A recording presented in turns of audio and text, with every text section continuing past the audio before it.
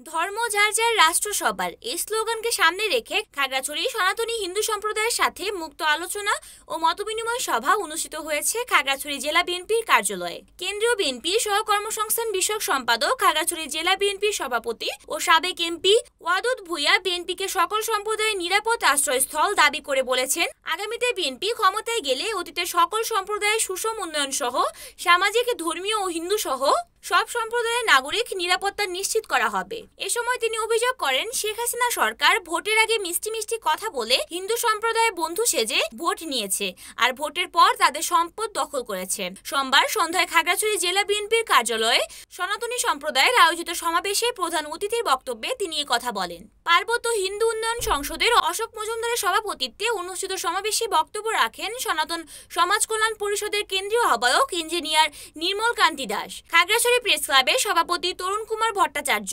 খাগড়াছড়ি শ্রী শ্রী লক্ষ্মীনারায়ণ মন্দিরের সহসভাপতি আশিও ভট্টাচার্য, সাধারণ সম্পাদক নির্মল দেব সহ জেলার বিভিন্ন উপজেলার হিন্দু সম্প্রদায়ের বিভিন্ন সংগঠনের নেতৃবৃন্দ।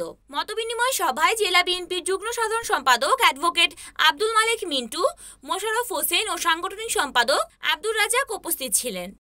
রিপোর্ট করেছেন খাগড়াছড়ির প্রতিনিধি বিপ্লব তালুকদার, NAN টিভি।